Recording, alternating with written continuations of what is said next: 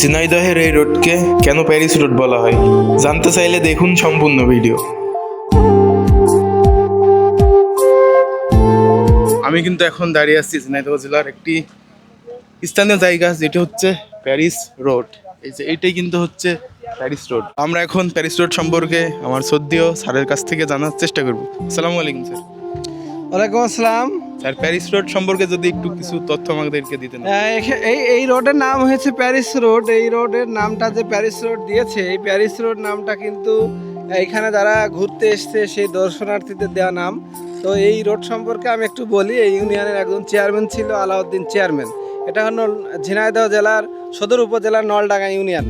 তো এই তেঁতুলতলা থেকে নলডাঙ্গা পর্যন্ত রাস্তার দুই ধারে হাজার হাজার নারকেল চারা রোপণ করে এবং সেই চারাগুলো যখন বড় হয় তখন এই রোডের সৌন্দর্য বৃদ্ধি পায়।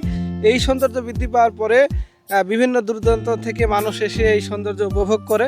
তারপরে এইখানের নাম হয়েছে প্যারিস রোড।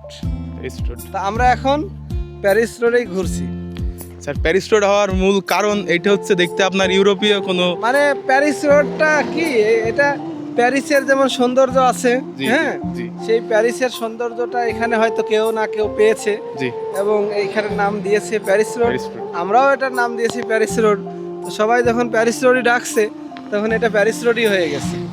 তো আপনারা জানতেই পারলেন প্যারিস রোডের ইতিহাস। আপনারা যারাই ঝিনাইদহতে আসবেন অবশ্যই এই প্যারিস রোডে আসার চেষ্টা করবেন, কারণ এই জায়গার সৌন্দর্য অতুলনীয়। নারকেল গাছগুলো দেখো।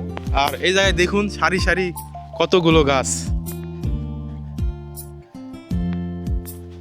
তো আমাদের কিন্তু প্যারিস রোড দেখা শেষ।